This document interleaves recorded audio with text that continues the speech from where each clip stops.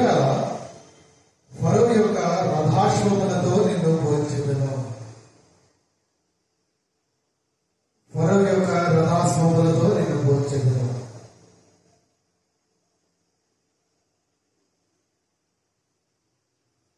భగవద్గీతము పరిశుద్ధ గ్రంథంలో మొత్తముగా ఎన్ని పుస్తకాలు? 66. పాత నిబంధనలో అయితే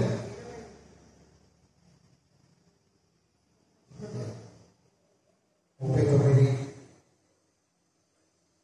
39 పుస్తకాలలో కూడా ఒక 3 పుస్తకాలు గేయ పుస్తకాలు. గేయం అనగా పాట కదా, 3 పాటల పుస్తకాలు ఉన్నాయి.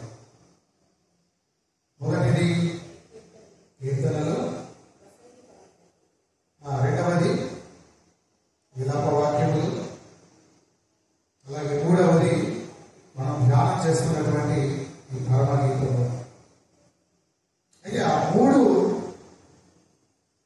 గేయ గ్రంథాలు లేదా పాటల పుస్తకాలలో ప్రత్యేకమైనది, పరమోన్నతమైనది, ఎంతో ఉత్కృష్టమైనది అనగా ఉన్నతమైనది ఈ పరమగీతము పుస్తకము కదా.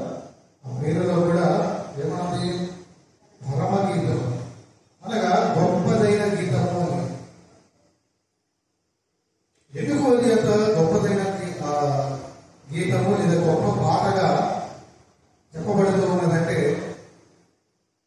ఆ పరమగీతములో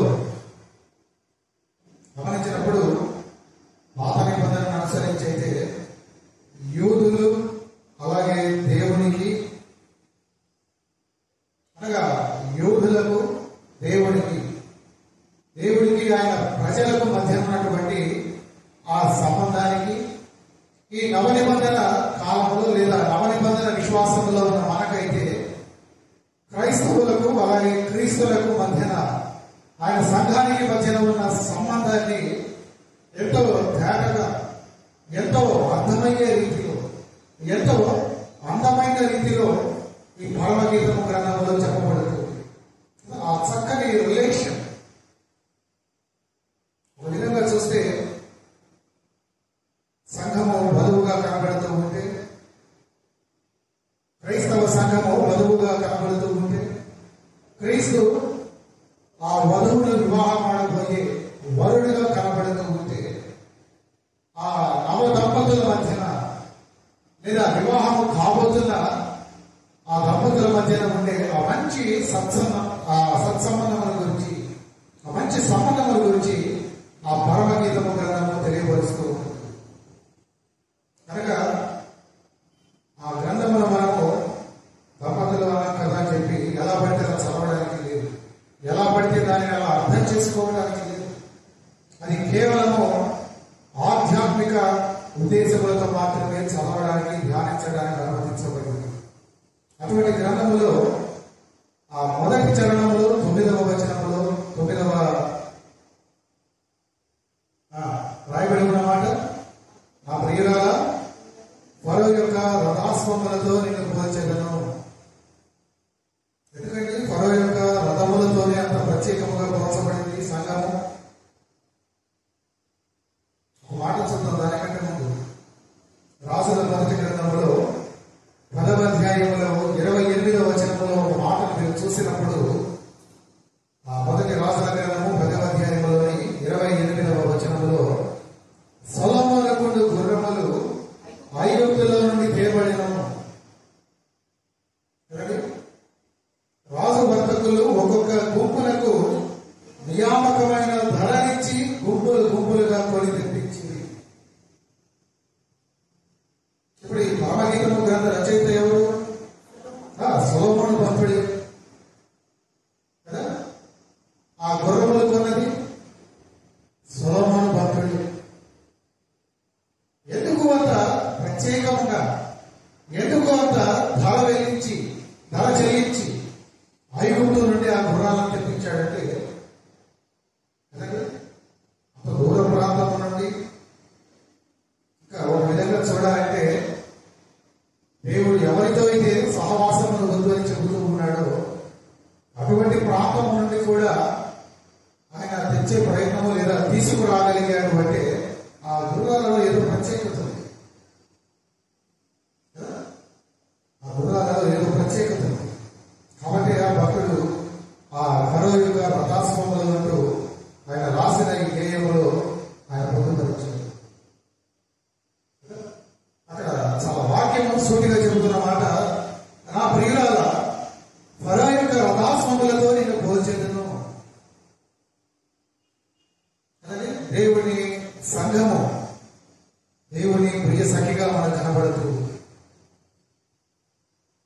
అటువంటి సంఘమును ఆ యొక్క రథాశ్వములతో ఆయన పోలుస్తున్నాడని చాలా తేటగానే, ఎటువంటి మర్మగర్భము లేకుండా, అనగా ఏ రహస్యము లేకుండా సూటిగా చెబుతూ ఉన్నాడు పరిశుద్ధాత్ముడు. ఎందుకని అనగా దేవుడు మనకిచ్చే వాక్యమును తీసుకుని కదా ఆ ఫరో యొక్క రథాశ్వముల కంటే లేదా వాటి వలె మనము వేగంగా వెళ్ళాలి కదా. అదే క్రీస్తు సంఘముతో చెప్పిన మాట, మీరు సర్వలోకమునకు వెళ్ళి సర్వ సృష్టికి సువార్తను ప్రకటించుడి. సంఘము యొక్క మొట్టమొదటి అలాగే చిట్ట చివరి కర్తవ్యం కూడా అది. It's not only the first commandment but also the final commandment. నీవు చేయవలసిన మొదటి కర్తవ్యము, నీవు చేయవలసిన చివరి పని కూడా అదే. నీ మొదటి పని చివరి పని కూడా అంటే దాని అర్థం ఈ మధ్యలో పనులు దానికి సంబంధం లేవని కాదు. మొదటి పని అదే చెబుతున్నప్పుడు, ఆఖరి పని కూడా అదే చెబుతున్నప్పుడు దేవుడు మనకు ఎంత ప్రధానముగా ఒక బాధ్యతను ఆయన తెలుపుతూ ఉన్నాడో ఆ మాట మనకు ఆ యొక్క ప్రాముఖ్యతను చెబుతూ ఉన్నాడు. కనుక ఈనాడు ఈ వాక్యము చూసినట్లయితే తన చుట్టూ తాను తిరుగుతున్నటువంటి స్వార్థముతో కూడిన సంఘాలకు, తమను తానే ఆరాధించుకునే లౌకికమైన సంఘాలకు, దేవుడి మాటలు ఆయన ఇచ్చిన బాధ్యతను పక్కన పెట్టి బాధ్యతారాహితంగా నడిచే సంఘాలకు ఈ మాట ఎంతైనా వర్తిస్తుంది. దాని అర్థం ఈ గుంపులలో మనం ఉన్నామని కాదు, కానీ ఈ గుంపులలో మనం ఉండకుండా కూడా జాగ్రత్త పడడానికి ఈ వాక్య భాగం మనకు ఎంతగానో సహాయపడుతుంది. చూసినట్లయితే ఫరో రథాశ్వములు అని అక్కడ ఏకవచనమా బహువచనమా, ఒక గుర్రమా లేదంటే అనేక గుర్రాలు కనబడుతున్నాయా? గుర్రాలు కదా, బహువచనం కనబడుతుంది. సహజంగా రథాలకు ఒకటి కంటే ఎక్కువ గుర్రాలనే కడతారు కదండి. మనం చూసే గుర్రపు బగ్గీలు లేదు, టాంగాలు అంటారు, వాటికి ఒకటే కట్టబడుతుంది. కానీ రథానికి ఎన్నో గుర్రాలు కట్టబడతాయి.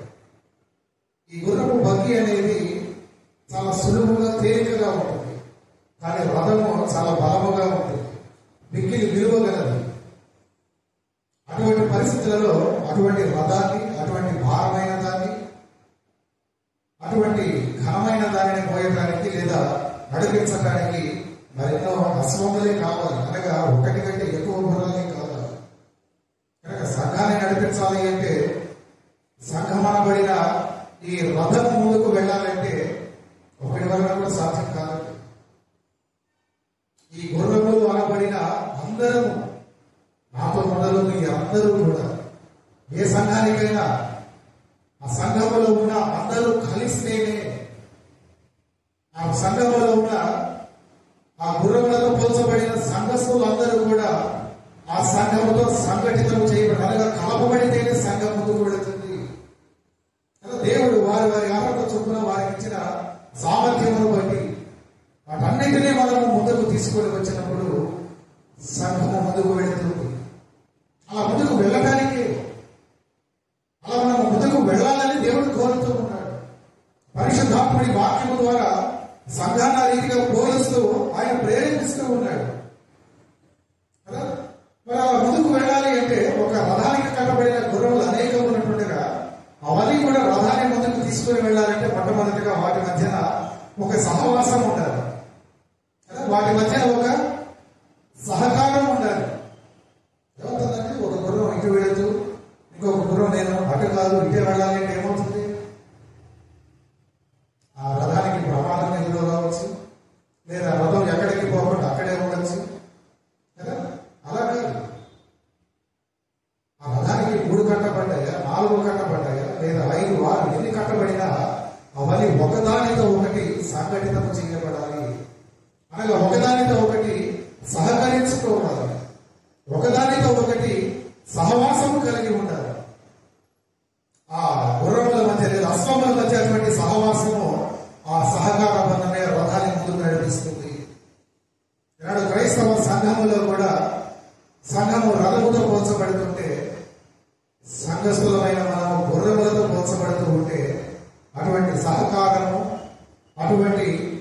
సహవాసమునే దేవుడు ఉండాలని కోరుతూ ఉన్నాడు కదా. చూసినట్లయితే అపోస్తలుల కార్యముల గ్రంథంలో 4వ అధ్యాయంలో 32వ వచనంలో కూడా మనం చూసినప్పుడు అక్కడ చెప్పబడిన మాట, విశ్వసించిన వారందరూ ఏక హృదయమును ఏకాత్మయు గలవారై ఉండేది. ఎవరిలో తనకు కలిగిన వాటిలో ఏది తనదని అనుకోలేదు. వారికి కలిగినదంతయు వారికి సమిష్టిగా ఉండేది. ఆదిమ సంఘములో ఉన్నటువంటి విధానం అది.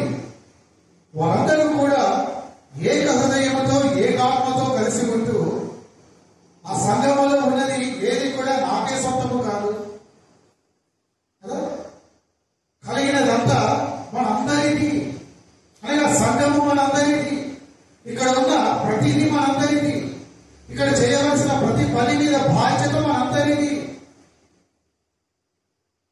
చూడండి, ఆదిమ సంఘములో అటువంటి ఒక ఐక్యత ఆ 1వ శతాబ్దపు సంఘములో ఉండబట్టే సంఘము మనం గత కాలంలో ధ్యానం చేసుకుని నాకు జ్ఞాపకం కదా.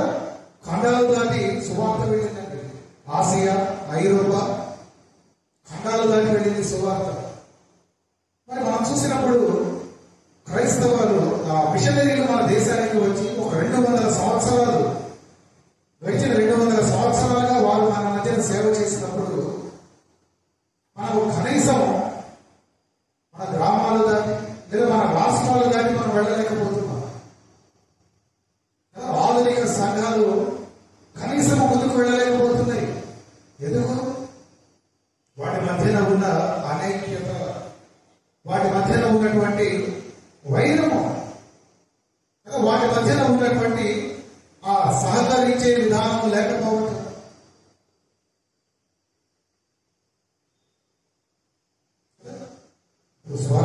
ఫరో యొక్క రథాశ్వములతో ప్రోత్సహిస్తూ ఉన్నప్పుడు గుర్రాన్ని రథానికి కట్టాలి అంటే వాటిని మనము సాగు చేయకుండా కట్టలేము. సాగు చేయడం అంటే అలవాటు చేయలేదు కదా. గుర్రాన్ని రథానికి కట్టే ముందు దాన్ని కొంత మనం సాగు చేయాలి, అనగా దానికి కావలసిన మెళకువలు నేర్పాలి. ఆ వెనుకున్న రథగుడితో, అనగా ఆ రథాన్ని నడిపే ఆ వ్యక్తితో అది ఎలా నడుచుకోవాలి, రథముతో అది ఎలా ఉండాలి, పక్కన గుర్రములతో అది ఎలా ఉండాలి, కొన్ని విషయాల్లో అది సాగు చేయబడాలి.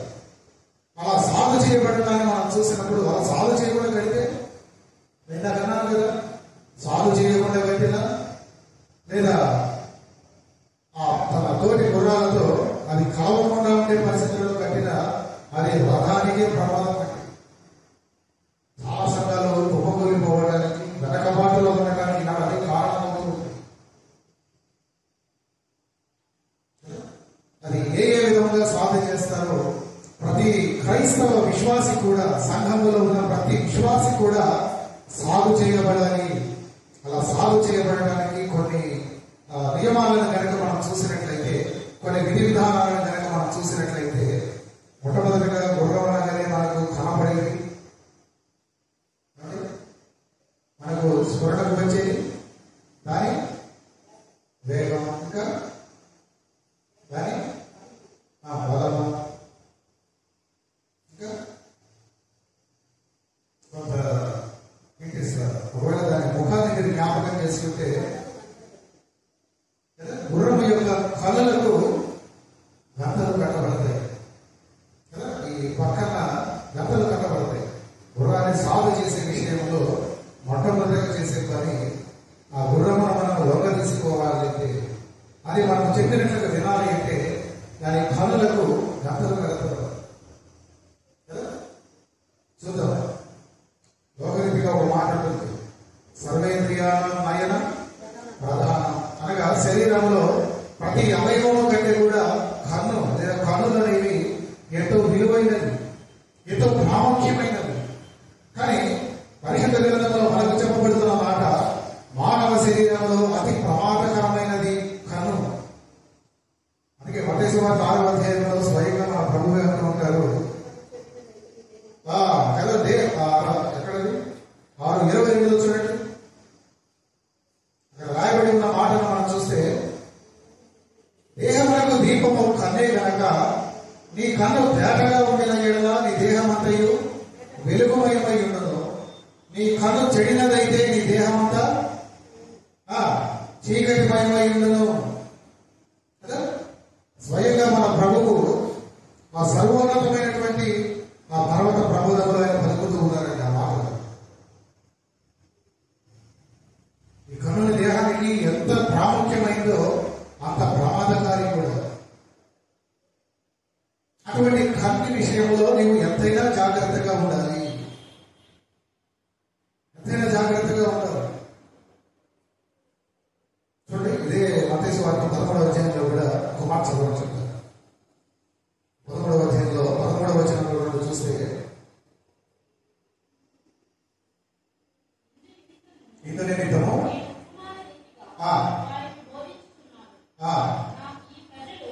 ఈ ప్రజలు కనులారా చూచి చెవులారా విని హృదయముతో గ్రహించి మనసు తిప్పుకొని నా వలన స్వస్థత పొందకుండానట్లు వారి హృదయము క్రొవ్వినది.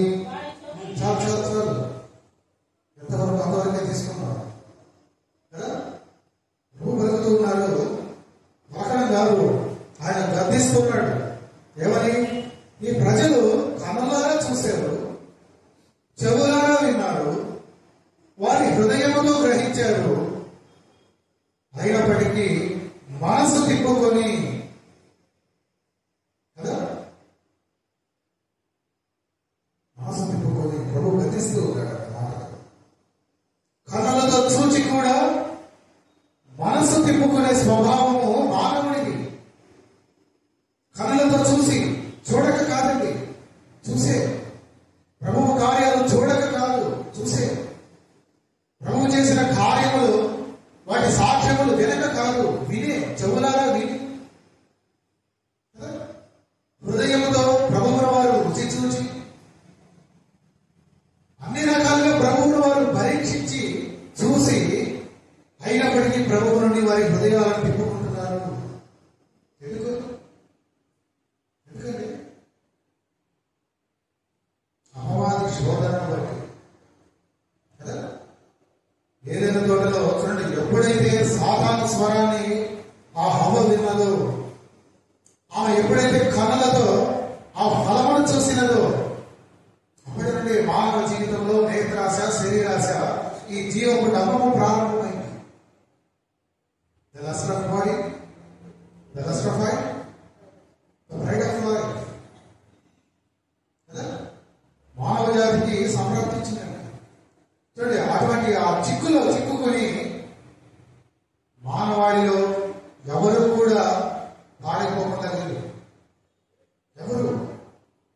మీరు ఎక్కడన్నా తీసుకోండి, ఏ దేశంలోకి వెళ్ళండి, మీరు ఏ జాతిలో చూడండి, వారు ఎంతటి స్థాయి గల వారినైనా చూడండి, ప్రతి ఒక్కరు కూడా ఈ మూడు విషయాలలో చిక్కుకునే ఉంటున్నారు. కారణం వారి కన్నులతో వారు చూసిన విధానము బట్టి.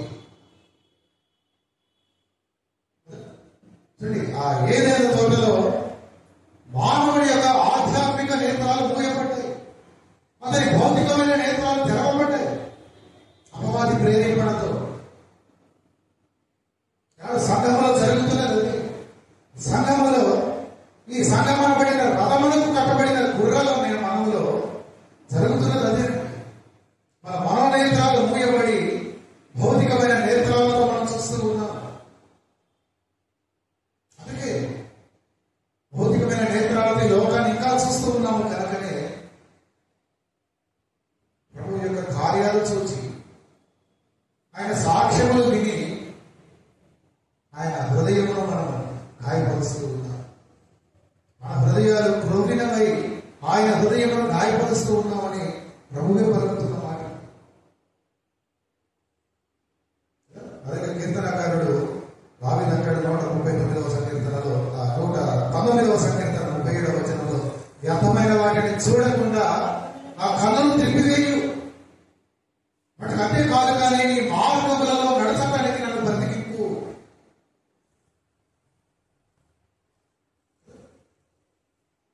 అటువంటి ఒక విజ్ఞాపన మన జీవితాలలో ఉన్నది.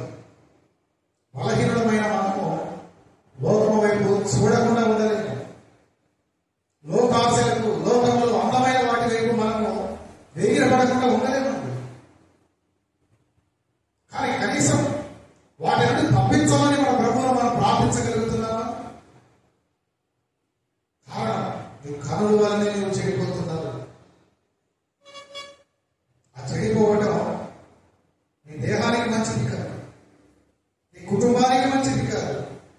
నీ ఆత్మీయ కుటుంబమైన సంఘానికి అసలు మంచిది కాదు.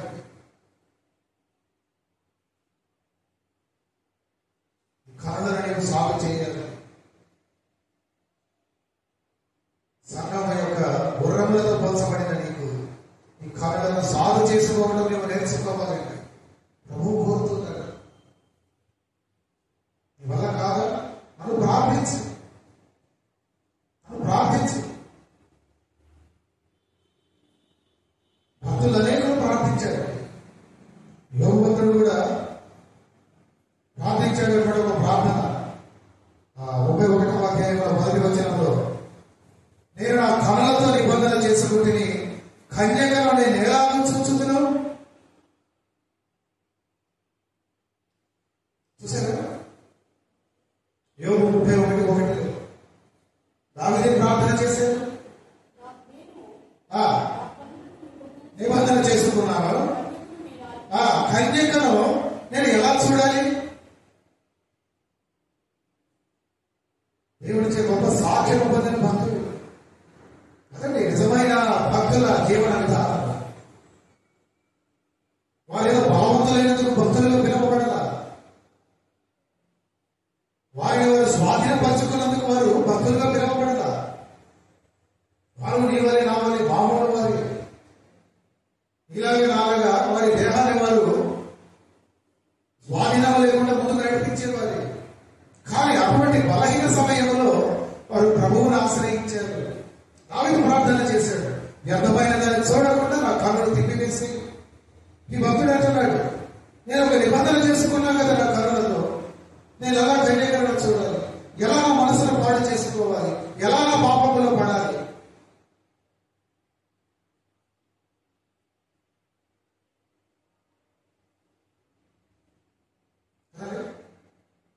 ఆ దేవాది దేవుడు మాత్రమే మన పాపపు నేత్రాలను పరిశుద్ధపరచగలడు. ఈ భౌతికమైన నేత్రాలు మటుకే నీకు ఇవ్వగలిగిన వాడు కాదు, కానీ నీ మనోనేత్రాలు కూడా ఆయన శుద్ధి చేయగలవాడు. ఆ బెతెస్దా కోనేరు దగ్గర ఆ అంధుడికి ఆయన భౌతికమైన నేత్రాలు కనుదృష్టిని ఇచ్చాడు. నీవు కోరితే నీ మనోనేత్రాలను తెరవగలడు. నీ మనోదృష్టిని ఆయన పవిత్రపరచగలడండి. సంఘమునకు కట్టబడిన గుర్రమనే నీకు, అశ్వమనే నీకు నీ కళ నా రీతిగా సాగు చేసుకోవడం ఎంతైనా అవసరం. ఈనాడు నీకు చూసేది చాలా విలువైనది. ఆ విలువ నీకు చూసేదాన్ని బట్టి వస్తుంది. ఏది చూస్తున్నావు? ఏది చూస్తున్నావా? ఇప్పుడు ఒక మాట ప్రశ్న వేసుకోవాలి. దేవుడు చక్కని నేత్రాలు ఇచ్చాడు, మంచి దృష్టిని ఇచ్చాడు. ఇటువంటి దృష్టితో దేవుడు ఇచ్చినటువంటి ఆ నేత్రాలతో దైవ సంబంధమైన కార్యాలను దేవుడి గ్రంథాన్ని నువ్వు చూస్తున్నావా? చూస్తున్నారండి? చూస్తున్నాం సార్. ఎప్పుడో ప్రతి వారం వస్తుంటాం కదా ఆదివారానికి, అప్పుడు చూస్తున్నాం. మిగిలిన మధ్య 6 వారాలంతా మాకు నచ్చింది మేము చూసుకుంటాం కదా. అదేదో షో ఒకటి వస్తుంటుంది. ఏంటంటే నాకు బాగా చిరాకు కూడా ఆ పేరు చెప్పడం. ఆ షోకి ఒక డైరెక్టర్ ఉండదు, అంటే ఇలా చేయి అలా చేయి చెప్పేవారు ఉండదు. కొందరు యాక్టర్స్ని ఒక ఏరియాలో పెట్టి లేదా ఒక ఇంట్లో పెట్టి ఒక సబ్జెక్ట్ వారికి ఇచ్చి వారు ఎలా నడుచుకుంటే అలాగా. అదే ఆ షో కాన్సెప్ట్. అటువంటి చూస్తున్నారా? ఎలా తెగక సంవత్సరాల తరబడి నడుస్తూ ఉంటాయి కదా. మన టికెట్ పిక్చర్ చూపులు కాలిపోతూ ఉంటాయి, అయినా సీరియల్ మటుకు వెళ్తూనే ఉంటుంది. అక్కడ సీరియల్ చూస్తున్నారా?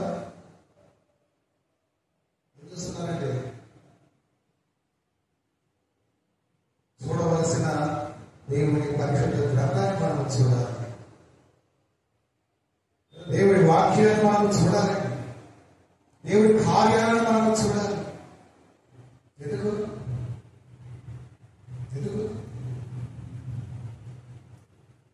నీవు సంఘమునకు కట్టబడిన గుర్రం అనే విషయాన్ని నువ్వు ఎప్పుడు మరవకూడదు.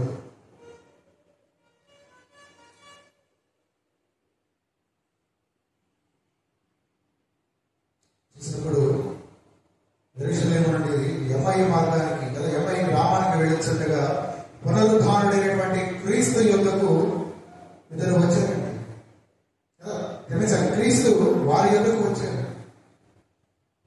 వారి పరిస్థితి ఏంటప్పుడు వారితో ఉన్న ప్రభువును వారు గుర్తుపట్టలేకుండా ఉన్నారు. అక్కడ రాయబడి ఉన్న మాట, వారు ఆయనను గుర్తుపట్టలేక వారి కన్నులు మూయబడేను అని. నీవు లోకము వైపు చూస్తున్నంత కాలం ప్రభువు నీతోనే ఉన్నా, నీ కుటుంబంలోనే ఉన్నా, నీ సంఘములోనే ఉండి కార్యాలు చేస్తున్నా, నీవు ప్రభువులను చూడలేవు, ప్రభువు కార్యాలను చూడలేవు. ఎప్పుడైతే నీవు లోకము వైపు మాని ప్రభువునే చూడాలనే కోరికతో, అటువంటి ఒక బలీయమైన కోరికతో నీవు ఉంటావు, ప్రభువు వాక్యాన్ని చూడడానికి నీవు ఆశపడుతూ ఉంటావు, ప్రభువు నువ్వు చూడగలవు.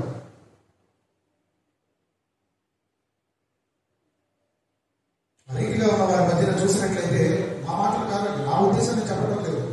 దీనికి లూకాసు వార్త 24వ అధ్యాయంలో కూడా ఆ 30వ వచనంలో అక్కడ రాయబడి ఉన్న మాట, ఇప్పుడు క్రీస్తు యేసు వారికి లేఖనాలను వివరించినట్లుగా మనం చూస్తూ ఉన్నాం కదా. ఆయన వారితో తీసాగా లూకాసు వార్త 24వ అధ్యాయం 30వ వచనంలో, ఆయన వారితో భోజనములకు కూర్చున్నప్పుడు ఒక రొట్టెను పట్టుకొని స్తోత్రము చేసి దాన్ని విరించి వారికి పంచిపెట్టగా వారి కన్నులు తెరవబడి ఆయనను గుర్తుపట్టి. ఏమయ్యాయి కన్నులు పడదాకా? ఎందుకని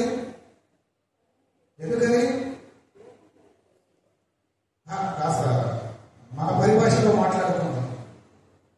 ప్రభువు లేఖనాలను ఓపెన్ చేసి కదా, ఆ లేఖన చిత్తాలను ఆయన ఓపెన్ చేసేదాకా, అంటే వారి జీవితంలో ఏం లేదు, బైబిల్ రీడింగ్ లేదు కదా. ప్రభువు రొట్టె విరిచి వారికి ఇచ్చేదాకా వారికి తలపు రాలేదు. ఈ పని ఫలానా నజరేయుడైన యేసు కదా చేసింది. అంటే వారిలో సహవాసం లేదు. వారు సంఘానికి వెళితే కదా, ప్రభు ఆరాధనలో వారు పాల్గొని పొందితే కదా, బైబిల్ రీడింగ్ చేస్తే కదా. ఈ బుధవారపు ఆరాధనలు, శుక్రవారపు ఆరాధనలు, ఆదివారపు ఆరాధనలు, మధ్యలో ప్రత్యేకమైన కూటములు, సంఘ వార్షికోత్సవాలు, కుదిరితే కాటేజ్ ప్రేయర్స్, గృహ కోడికలు, వీటన్నిటి యొక్క ప్రధానమైన ఉద్దేశం అదే. గుర్రములమైన మనము ఎప్పుడూ కూడా మన తోటి వారితో ఒక సహవాసంలో, ఒక సమాధానంలో, ఒక సహకారంలో ముందుకు వెళ్ళటానికి. మన కనులు ఎప్పుడు కూడా ఆ దైవ సంబంధమైన విషయాలు, ఆధ్యాత్మిక విషయాల మీద మన దృష్టిని నిలిపించడానికి. గ్యాప్ వచ్చిందంటే మర్చిపోతారు, అక్కడ జరిగింది అదే. ప్రభువు లేదు, గ్యాప్ వచ్చింది, గుడికి వెళ్ళడం మానేశారు, సహవాసంగా కూడుకోవడం మానేశారు, రొట్టె వినడం మానేశారు, బైబిల్ తీయడం మానేశారు, మర్చిపోయారు. ప్రభువు గుర్తు చేశాడు.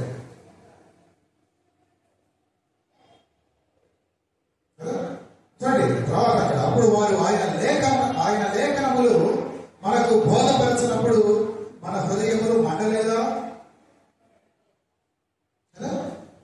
ఈ విధముగా హృదయాలు మండి వారి కనుల పొరలు రాలి వారు యేసుక్రీస్తును గుర్తించారు. అందుకే అంత ప్రారంభంలో కన్ను మనకు ఎంత ప్రధానమైనదో అది అంత ప్రమాదకరమైనది కూడా. గుర్రముగా ఉన్న నీకు, సంఘం అనే రథములకు కట్టబడిన నీవు ఒక గుర్రమైతే నీ కనులను ఆ రీతిగా నీవు సాగు చేయాలి.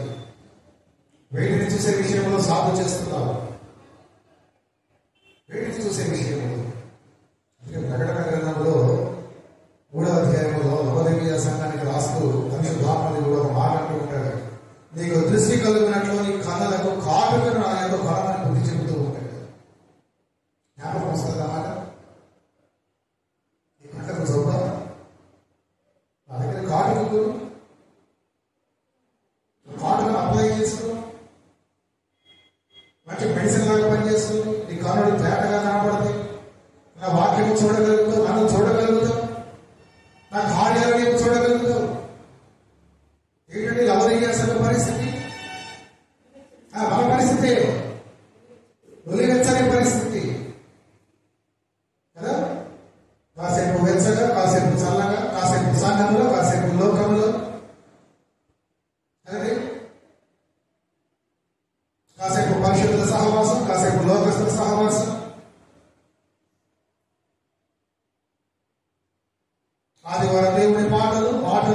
పుట్టినరోజులు, మనకు నచ్చిన ఆటలు, కనులను మనం ఏ రీతిగా సాగు చేస్తున్నాం. దేవుని వాక్యము మన పాపపు గంతలను తొలగించి పరలోక గమ్యానికి మనలను నడిపిస్తుందండి, చూపిస్తుంది. నీ గమ్యం అటు కాదు, ఇటు. రెండవది, గుర్రాలను సాగు చేయాలంటే ఆ కరుణకు గంతలు కట్టాలి. రెండవది, ఆ నోటికి కళ్ళెము వేయాలి. అది చాలా ఇంపార్టెంట్ అండి. ఆ హస్తములు ఆ రథములకు కట్టక ముందు చేయవలసిన ముఖ్యమైన పని, మరొక పని, వాటి నోటికి కళ్ళెము వేయాలి. లేకపోతే గుర్రాన్ని అదుపు చేయలేదు. మనం అందరికి బాగా తెలుసు కదా, గుర్రాలు లేకపోయినా పశువులను బట్టి మనకు కొంత అవగాహన కదా, ఎద్దులను బట్టి, కొన్ని దున్నపోతులను బట్టి మనకు కొంత అవగాహన. మరి వాటికంటే మిగిలి వేగమైనది కూడా గుర్రం. దాని వేగాన్ని మనం నియంత్రించాలి అంటే నోటికి కళ్ళెము వేయాలి. ఒక భక్తుడు అంటాడు ఒక మాట, దేవుడు నీకు 2 చెవులు ఇచ్చి నోరు ఒకటే ఇవ్వడానికి ప్రధానమైన కారణం నువ్వు తక్కువగా మాట్లాడాలి, ఎక్కువగా వినాలి. ఉన్నారండి ఇక్కడ ఎవరైనా 2 నోరులు కలిగి? లేదు కదా. కానీ 2 రకాల ధోరణిలో మాట్లాడే వాళ్ళు ఉంటారు. నోరు ఒకటే, కానీ దాని విధానం ఎలా ఉంటుందంటే 2 రకాల ధోరణులతో మాట్లాడే తత్వం. మన ప్రభు అన్నట్లు ఒకటే కుళాయి నుండి మంచి నీరు, మురికి నీరు వచ్చిన రీతిగా ఉంటుంది మన నోరు. అటువంటి నోటికి కళ్ళెము వేయాలి. గుర్రమనబడిన నీవు నీ నోటికి కళ్ళెము వేయాలి. కొన్ని మాటలు నేను చూపించడానికి ఆశపడుతున్నా. సామెతల గ్రంథం 4వ అధ్యాయం 24వ వచనంలో చెప్పబడిన మాట, సామెతలు 4:24లో, మూర్ఖపు మాటలు నోటికి రానియకుము, పెదవుల నుండి కుటిలమైన మాటలు రానియకుము.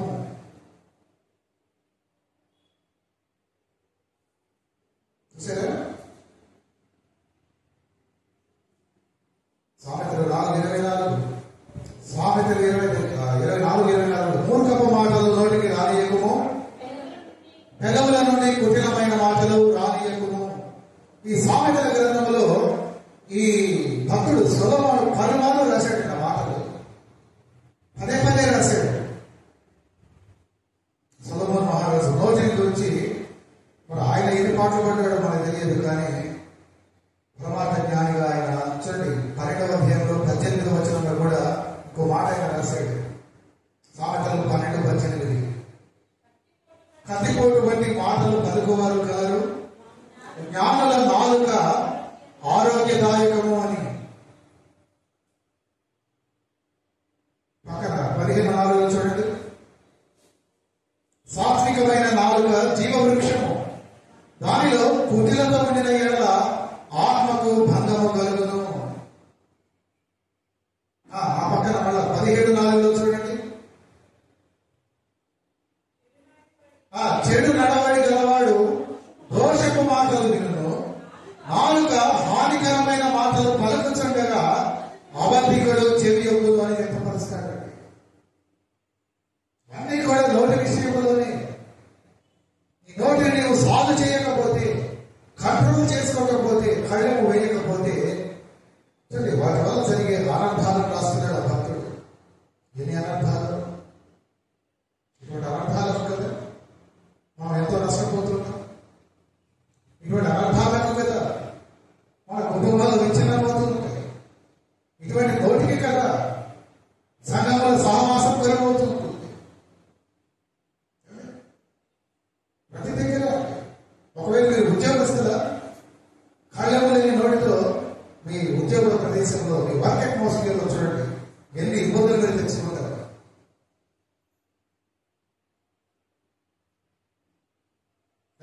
నోటికి కళ్ళెము వేయాలి.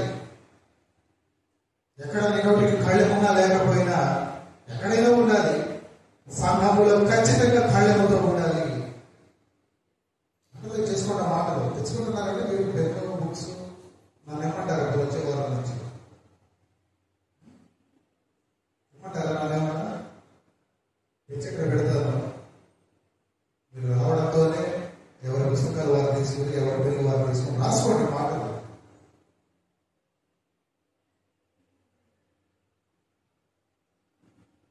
చూడండి, నాలుక హానికరమైన మాటలు పలుకుతూ ఉండగా ఆ అబద్ధికుడు చెవి పొందుతాడని ఆ 17:4 అంటాడు.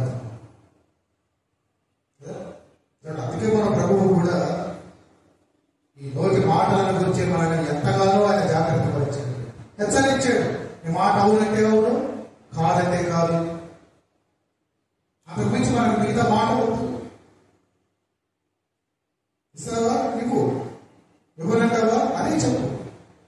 ఇస్తానని ఇవ్వకుండా లేదా ఇవ్వద్దామని మరలా ఇచ్చే పరిస్థితుల్లో అలా కాదు. మనం ఏది చెప్పదలుచుకున్నామో అది సూటిగా చెప్పాలి. నువ్వు అదే కోరుతుంటాడు. చూసినట్లయితే యాకోబు భక్తుడు కూడా ఈ 4 మీద దీనికి సాల్వ్ చేసే విషయంలో మంచి అవగాహన ఉన్నట్లయితే ఆయన కూడా అంటాడు 3వ అధ్యాయం 6వ వచనంలో యాకోబు భక్తుడు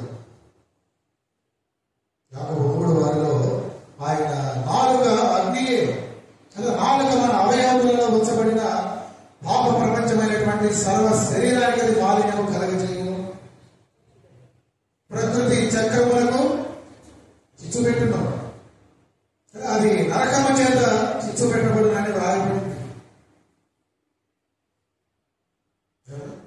ఎంత చేసి ఈ దేహం అంతటితో పోలిస్తే నాలుగు ఎంతటి ఎంత మహా అయితే ఒక 3 లేదా 4 అంగుళాలు కదా.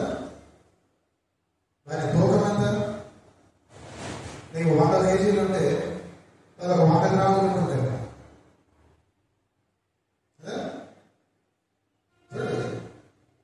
ఇటువంటి 100 కేజీల నీ దేహాన్ని, 6 అడుగుల ఎత్తున నీ దేహాన్ని ఆ 100 గ్రాములు 6 అంగుళాల నాలుక ఎటువంటి పాటలకు తీసుకెళ్తుందంటే నరకానికి నడిపిస్తుంది. సరే, నరకానికి నడిపిస్తే అదంతా end of the life, after life. అది తర్వాత కొన్ని బ్రతికున్నంత కాలంలో సుఖంగా ఉండాలా, అది కుదరదు. సంఘమునకు నీవు గుర్రమైతే ప్రభు చెబుతూ ఉన్నాడు, నేను పోలుస్తూ ఉన్నాడు. ఈ సంఘమునకు నీవు గుర్రము, సంఘము నా రథము, దీనికి కట్టబడిన నీవు గుర్రమైతే నీ కనులకు గంతలు కట్టుకొని నీ కనులను నీవు కాపాడుకోవాలి, వ్యర్థమైన వాటిని చూడకుండా. అలాగే నీ నోటిని నీవు సాగు చేసుకోవాలి. నువ్వు ఏది పలుకుతున్నావు?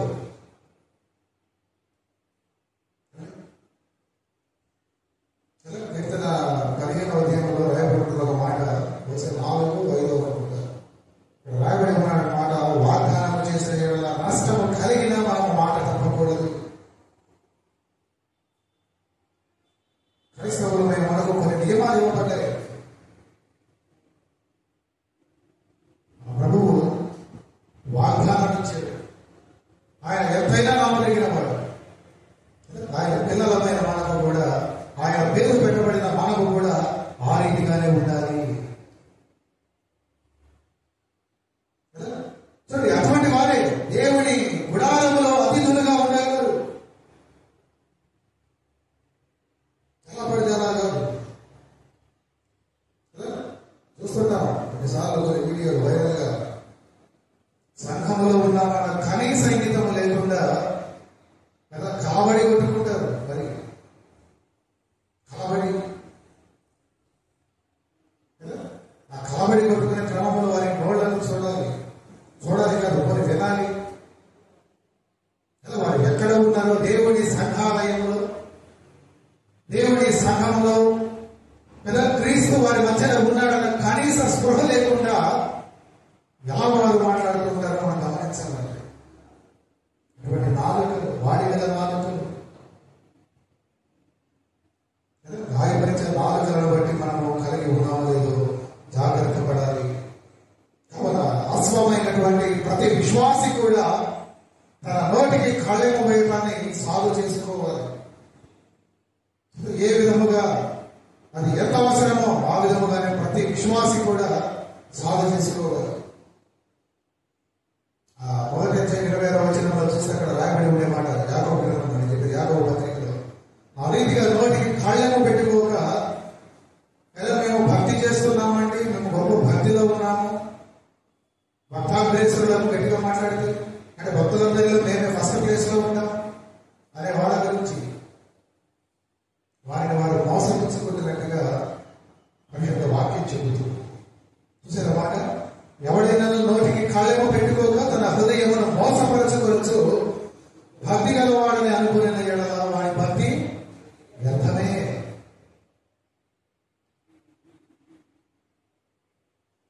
మూడవది, గుర్రాన్ని సాగు చేసే విషయంలో దాని పనులు, దాని నోరు ఇంకా ఎలా ఉండాలి? గుర్రం కాళ్ళను గమనిస్తే ఏదైనా ప్రత్యేకత కనబడుతుందా మనకి?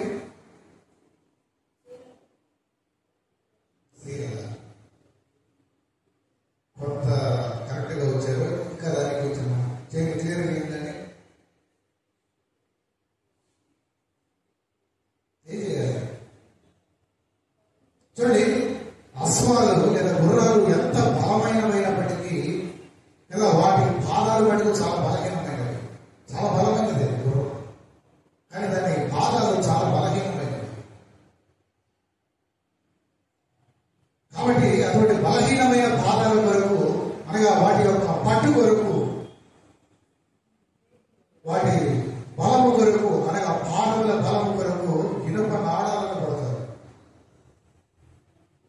నాడాలు కొట్టకపోతే, నాడాలు లేకపోతే ఆ గుర్రం కాలు ఎక్కువ కాలం కలిసి పట్టు దొరకదు, చాలా బలహీనంగా ఉంటుంది. రీతిగా చూస్తే ప్రియ సంఘమా, ఈ సంఘం అనబడిన రథానికి నువ్వు కట్టబడిన గుర్రం అయితే నీ కాళ్ళు బలంగా ఉండాలి. ఎలా ఉంటాయి నీ కాళ్ళు బలంగా? ఆ గుర్రం కనుక నాడా కొట్టిన రీతిగా నీ కాళ్ళకు కూడా నీవు జోడు వేసుకోవాలి. ప్రొటెక్షన్ నాడా దాని కాళ్ళకు ప్రొటెక్షన్ అయితే నీ కాళ్ళకు ప్రొటెక్షన్. ఇప్పుడు ఎక్కడ వస్తుంది ప్రస్తావన? గడిచిన వారము అంతకుముందు అనుకుంటా కదా, క్రీస్తు యేసు యొక్క మంచి సైనికుడు అతని లక్షణాలను మనం ధ్యానం చేస్తూ చూసాం. ఎఫెసీ పత్రిక 6వ అధ్యాయం 15వ వచనంలో ఇక్కడ రాయబడి ఉన్నమాట, పాదములకు సమాధాన సువార్త వలనైన సిద్ధ మనస్సును జోడు తొడుగుకొని మనం నిలవాలండి.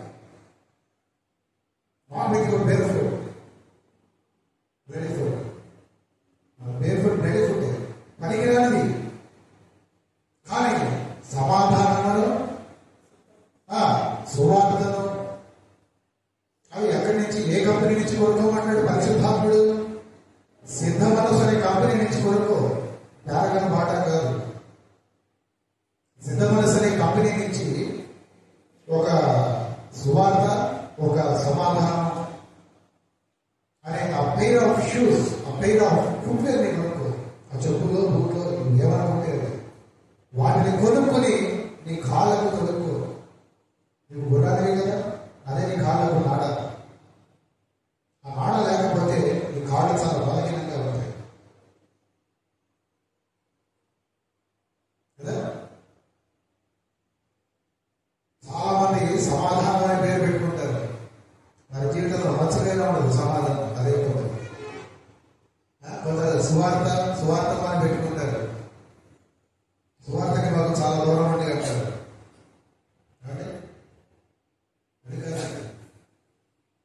ఏంటి సువార్త? సువార్త అంటే గాస్పెల్ అంటే నాకు తెలిసి గాస్పెల్ అంటే లివింగ్ కదా, మీరు జీవించండి. నెక్స్ట్ లవింగ్, మీరు ప్రేమించండి. తర్వాత గివింగ్, మీరు ఇవ్వటం. నెక్స్ట్ ఫర్గివింగ్, మీరు క్షమించటం. Next healing, స్వస్థపరచడం. ఇది ఉండాలండి. మనం సువార్త చేస్తున్నామన్నా, సువార్తను అంగీకరిస్తున్నామన్నా ఈ విషయాలు ఉన్నాయో లేవో మనం చెక్ చేసుకోవాలి. మీరు సువార్తను ప్రకటిస్తున్నారా? ప్రకటించండి, కానీ సువార్త వలె మీరు జీవించాలి. ప్రభువుని మీరు రక్షకుడిగా అంగీకరించిన వారే జీవించాలండి. మీరు ప్రేమను కనపరచాలండి. మీరు ఇవ్వడం నేర్చుకోవాలండి, క్షమించడం నేర్చుకోవాలండి. ప్రభు నామమున మీరు స్వస్థపరచగలిగే వారిగా ఉండాలి. ఒకవేళ మీరు సువార్తను అంగీకరిస్తున్నారా, తిరిగి అటువంటి వాటిని మీరు పొందుకుంటున్నారా లేదో చూడండి. ఆ చెప్పేవారిలో క్రీస్తు ప్రేమ ఉందా? క్రీస్తు వారి బ్రతుకులో కనబడుతున్నాడా? వారు ఇవ్వగలిగే వారిగా ఉన్నారా? వారి దగ్గర ఉన్నదే. వారు క్షమించగలుగుతున్నారా? వారి ప్రార్థనను బట్టి మీరు స్వస్థపరచబడుతున్నారా? అలా జరిగితే మీరు సువార్త అనే జోడు మీ కాలం ధరించుకున్నట్టే. సమాధానము సువార్త.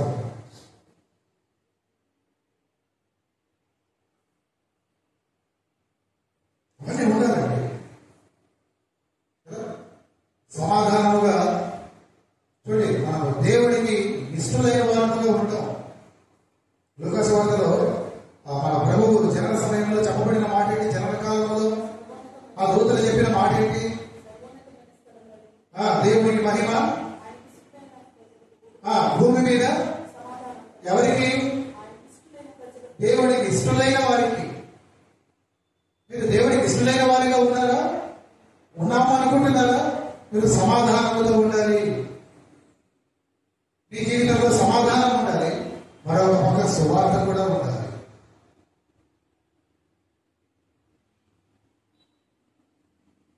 ఇటువంటి జోడు లేకపోతే చూడండి, ఎలాగైతే ఆ గుర్రము, రథములకు కట్టబడిన గుర్రము, ఆ నాడాలు లేకపోతే తన యొక్క పరుగులో అది ముందుకు వెళ్ళలేదు, లేదా ఒక బలమైన పరుగును అది అందుకోలేదు.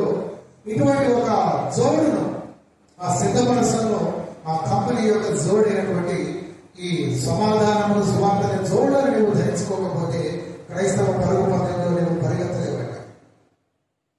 చాలా మటుకు క్రైస్తవులు వెనకబాటులో ఉన్నారంటే కారణం అదే. అటువంటి జోడు వాటి కాళ్ళకు ఉండవు. మనం పరిగెడుతున్నామంటారు.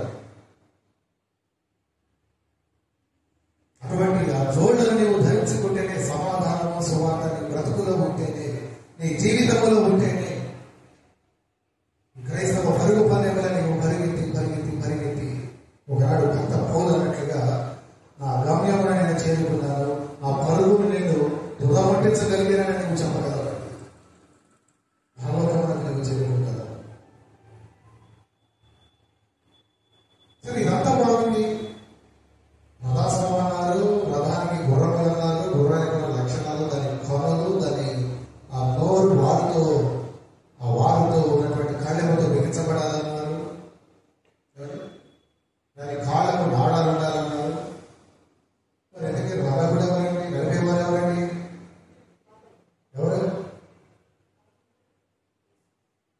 సంఘమును మేము నిర్మించాం, మేమే నాయకులం, మేమే సారథులం అనేవారు. మేము ఎంతో ఖర్చు పెట్టామండి, లేదా మా వాళ్ళు ఎవరో చెప్తే మేము ఎంతో ప్రయాసాలు వచ్చి మేము సంఘాన్ని ముందుకు నడిపిస్తున్నాం, బాగా సారథులు. కొన్ని రీతిగా ఇక్కడ నిలబడి మేము థియాలజీలో పీజీలు, డాక్టరేట్లు చేశాం. కాపర్లో ఏంటి?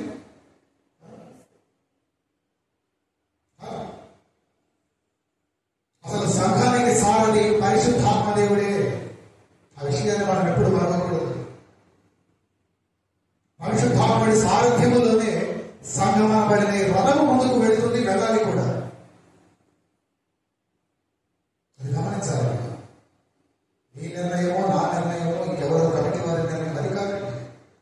అయితే మనం అందరము కూడా ఆ పరిశుద్ధాత్మ నడిపింపుకు లోబడి ఆత్మదేవుడు ఏది చెబుతున్నాడు, ఈ లేఖనాల్లో మనకి ఏదైతే తెలియపరిచాడో వాటిని అనుసరించి నీ ఇష్టమో నా ఇష్టమో, నా ఆలోచన నీ ఆలోచన అది కాదు. సంఘములకు ఏది ఏ సమయానికి అవసరమో ఆత్మదేవుడు మనకు ప్రకటిస్తూ ఉంటాడు. దాన్ని అనుసరించి నువ్వు నడుచుకోవాలి. అదే నువ్వు చేయాల్సింది. గుర్రం తన ఇష్టం చదువుతాను వెళ్ళాలి. ఆ వెనక నుండి ఆ సారథి లేదా నడిపేవాడు ఎటు వెళ్ళాలనుకుంటే అటు, ఏ సమయానికి ఏ పక్కకు తిరగాలంటే ఆ పక్కకు, ఎప్పుడు వేగం పెంచాలంటే అప్పుడు వేగం పెంచాలి, ఎప్పుడు నీవు నిదానించాలంటే అప్పుడు నిదానించాలి. మనకంటూ సొంత ఆలోచన లేదు.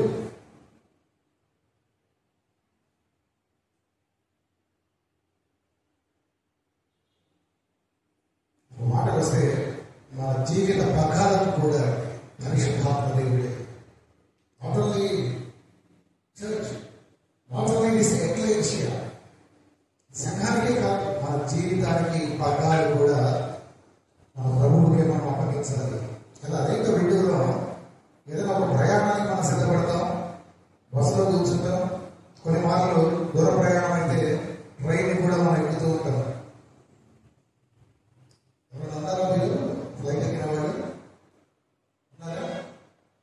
నో ప్రాబ్లం, దేవుడు ఫ్యూచర్లో ఫ్లైట్ కూడా ఎక్కిస్తాను అని నేను కోరుకుంటున్నాను. ఇంటిగా ట్రైన్లలో బస్సులో ప్రయాణం చేశాం కదా కదా, అనుభవం అనుకుంది. ఎక్కి ఏదైనా విండో సీట్ పక్కన విండో పక్కన సీట్ దొరికితే ఎంత ప్రశాంతంగా నిద్రపోతామో కదా. ఏంటి మన కాన్ఫిడెన్స్, మంచి ఎక్స్పీరియన్స్ డ్రైవర్ ఉన్నారు కదండి.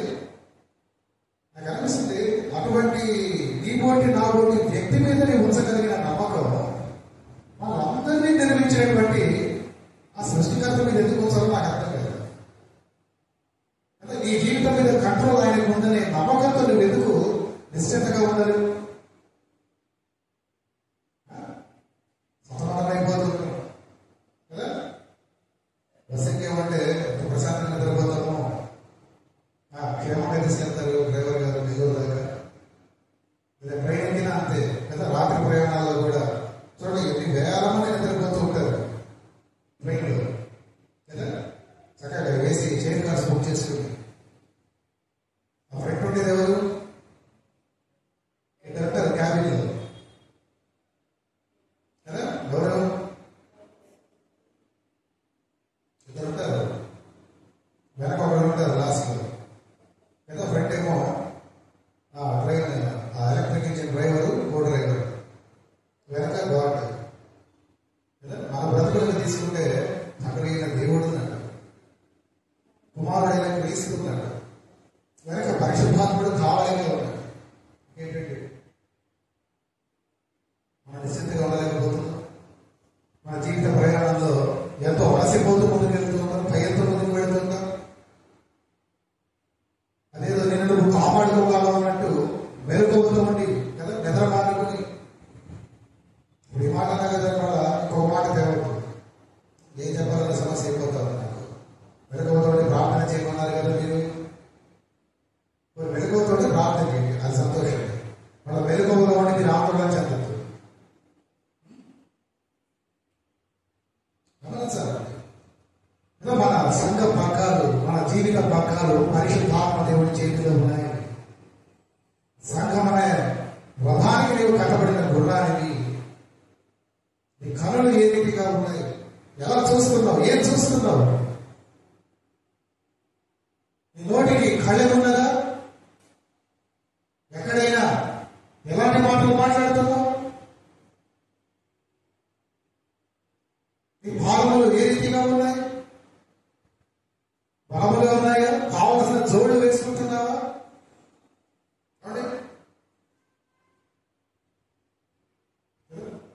చాలా మంది ఎట్లా ఉందంటే ఈ లీడర్షిప్ కోసం సంఘాలలో కుమ్మలాటలు కదా. ఈ నాయకత్వం మాకంటే మాకు, మాకంటే మాకు, మాకు కావాలి, మాకు కావాలి. మంచి విషయం అండి, నాయకత్వం కోరుకోవడం తప్పు కాదు. Leadership is a burden with blessings. అది భారమైనదే కానీ ఆశీర్వాదకరమైనది. అది పరిశుద్ధాత్మ దేవుడు నీకు ఎప్పుడు సిద్ధంగా ఉన్నామనిపిస్తే నీకు అప్పుడు ఇస్తాడు. మనం వెంటబడటం కాదు, మన పాపలాడటం కాదు. అది వరకు మన నోటిని లేదా మన కళలను బట్టి సంఘాన్ని విచ్ఛిన్నం చేయడం కాదు.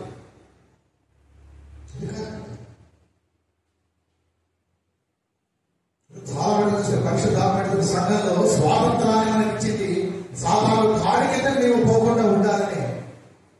అంతే తప్ప విడిచిపెట్టిన గుర్రంలాగా, సాగు చేయని గుర్రంలాగా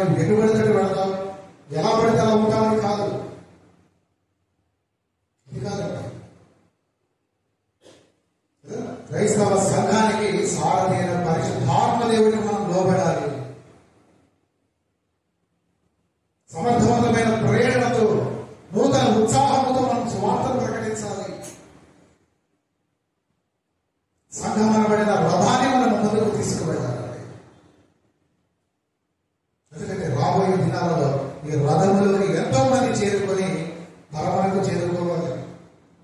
ఈ రథం యొక్క ముఖ్య ఉద్దేశం అదే, దీని యొక్క డెస్టినీ అదే, ఇది చేరుకోవాల్సిన గమ్యం అదే. మరి రథాన్ని నువ్వు ఉన్న దగ్గరనే ఉంచితే, దాన్ని కదిలించకుండా అక్కడనే ఉంచితే, ఒకవేళ రథము సిద్ధమైన కట్టబడిన గుర్రాలు సిద్ధం కాకపోతే ఈ రథానికి ఉపయోగం లేదు, దీనికి అర్థం లేదు. రథము సిద్ధము కావాలి, గుర్రాలు సిద్ధము కావాలి. ఈ రెండు సంఘటిత మనకు కలపబడాలి. ఇది కలపబడి ఈ రథము ముందుకు వెళ్ళాలండి. రథము ముందుకు వెళ్ళాలి. వెళుతూ వెళుతూ తన మార్గంలో ఎంతో మందిని ఎక్కించుకోవాలి.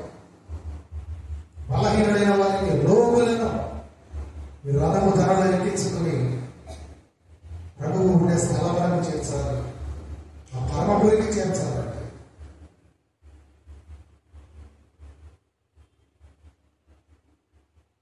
అది మన వలన అయితే సాధ్యపడేది కాదు. కానీ గుర్రములుగా మారడం మనం సాల్వ్ చేసుకోగలిగితే, సాల్వ్ చేయబడి సంఘములకు మనము కట్టబడి ఉంటే సంఘంలో పరిశుద్ధాత్మడు కార్యాలు చేస్తాడు.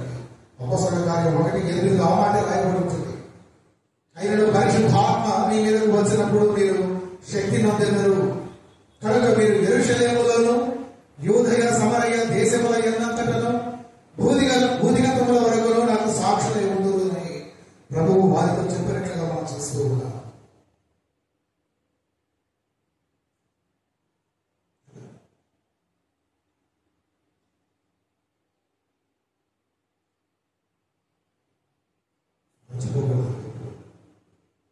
సంఘముగా మనం ఏమై ఉన్నాం, సంఘములో మనం ఏమై ఉన్నాం, మనం చేస్తున్న కార్యాలు ఏ రీతిగా ఉన్నాయి, మనం ఏ రీతిగా ఉన్నాం, సహవాసంలో మనం వెళ్ళబోతున్నాం. సిద్ధపడిన ఈ రథానికి కట్టబడిన గుర్రము వలె ఉన్నారా, సాగు చేయబడ్డారా? ఒకసారి ఈ చేతికి ఉన్న 5 వేల మధ్యన ఒక గొడవ రేగింది.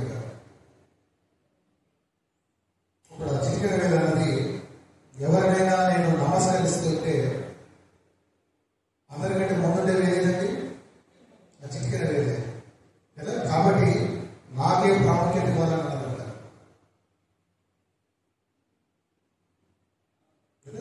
చిన్న చూపు నన్ను చూడద్దు, నేను చిన్నదాన్ని కావచ్చు, కానీ నమస్కారం చేసేటప్పుడు మీరు అందరికంటే నేను ముందుగా ఉంటాను, మీరేమో నా వెనక ఉంటారని తనను హెచ్చించమని, తన ఆ రేటుగా చూడమని ఆ వేలు కోరింది కదా. ఇంతలో ఈ ఉంగరపు వేలు కలగ చేసుకొని అన్నది మొదటి నుండి మానవుడు ఆ విలువైన దానిని నాకే కదా వారు ధరిస్తున్నది, ఆ ఉంగరాన్ని. మరి మీరేమిటి, మీరు ప్రాముఖ్యమైన వారు, మీరు పెద్దవారు అంటారు. కాదు కాదు, నేను పెద్దదాన్ని, నేను విలువైన దాన్ని. ఇంతలో ఈ మధ్యలో నుండి అంతా ఏం కాదు, అందరికంటే మధ్యలో ఉన్నవాడను, పెద్దవాడను చూస్తే నాకు ఇటుపక్క ఇద్దరు, అటుపక్క ఇద్దరు సేవకులుగా లేదా సహాయకులుగా ఉన్నారు, మరి నన్ను మీరు ఎట్లా కాదంటారు అని తన ఆరోగ్యతను చెప్పబోయింది. ఇతర చూపుడు వేలు కలగ చేసుకుని కాసేపు వీరంతా పక్కన పెడితే, వీరందరూ పక్కన ఉంటే నేను చెబుతాను, వీరందరికీ మార్గదర్శకం చేసేదాన్ని నేను, చూపించేదాన్ని నేను. So how can you deny me? నన్ను మీరు ఎట్లా పక్కన పెడతారు? నేను కదా ముఖ్యమైన దాన్ని అడుగుతా. ఈ 4 వాదనలు విని ఈ బొటన వేలుండి నిజమే మీరందరూ గొప్పవాళ్ళే, మీరందరూ ప్రాధాన్యత కలిగిన వాళ్ళే, నేనే ఎందుకు పనికి మారిన దాన్ని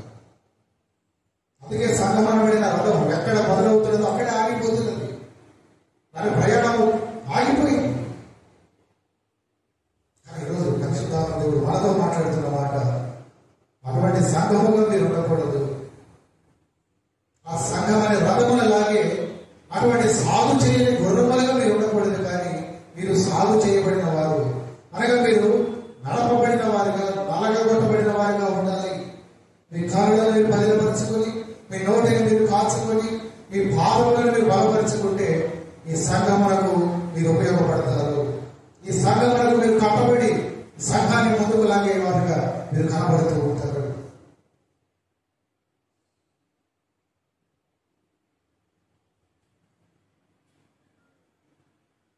పరిశుద్ధాత్మ సహాయంతో సంఘం ముందుకు వెళ్ళాలని నేను కోరుకుంటున్నాను. అటువంటి సంఘములను చూసి పరమాత్మ సంతోషపడతాడు. అటువంటి సంఘముగా ఈరోజు ఈ సంఘం ఉండాలని ఆశతో నేను ఉంటూ ప్రార్థిస్తూ నా ఈ మాటలు నేను ముగిస్తూ ఉన్నాను. ప్రార్థించకుండా ప్రార్థనతో ముందుకు కొనసాగుతాను. మహాపరిషదుడా, ప్రేమ కలిగిన తండ్రి, జీవాధిపతి, మీ ఘననామమునకు మీ పాదములకు స్తోత్రములు నాయన. దినము మేము ఏమై ఉన్నాము, మీరు ఏమై ఉన్నారో నాయన మీరు మాకు తేటగా సూటిగా మాట్లాడారు.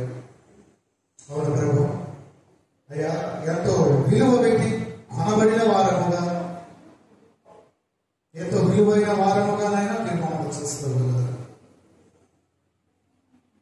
కానీ ఎంతో విలువ పెట్టి కొనబడినప్పటికీ మేము సాగు చేయబడకపోతే సంఘముల కనుక మీకునైనా మేము ఏ రీతిగా ఉపయోగపడాలి, మేము ఏ రీతిగా సాగు చేయబడాలి, ఏ ఏరియాస్లోనైనా ఎక్కడైతే మేము బలహీనముగా ఉన్నామో ఆ ప్రతి విషయమునైనా మీరు మాతో మాట్లాడారు. మా కాళ్ళను మా నోటికి అయ్యా మా కాళ్ళనైనా మేము కాల్చుకోవాలి, బలపరచుకోవాలి, వాటిని మేము సాగు చేయాలి. అనేక సాగు చేయబడిన అశ్వము వలె సంఘమనబడిన రథమునకు మేము కట్టబడి ఈ యాత్రలో నాయన మేము సంఘాన్ని ముందుకు నడిపించాలి. ఆ రీతిగా నాయన మీరు మమ్మల్ని సాగు చేయాలి. అయ్యా మీకు మేము పరిపూర్ణంగా లోపడుతున్నాము. మమ్మల్ని మీరు సాగు చేసి అయ్యా మీ సహాయంతో మమ్మల్ని మేము సాగు చేసుకోవడానికి మాకు సహాయపడగలరు. అయ్యా ఈ సంఘములోనైనా మీరు మమ్మల్ని వాడుకొని అనేకులైన సంఘానికి నడిపించబడుతుందో, ఈ సంఘమనబడిన రథములో నైనా వారు చేర్చబడుతుందో అయ్యా మమ్మల్ని మీరు ఘనముగా వాడుకొని మీరే ఘనత మహిమ పొందుకోండి. యేసు నామమున మిక్కిలి వినయముతో ప్రార్థించి అడిగి వేడుకొనుచున్నాము తండ్రి. ఆమేన్.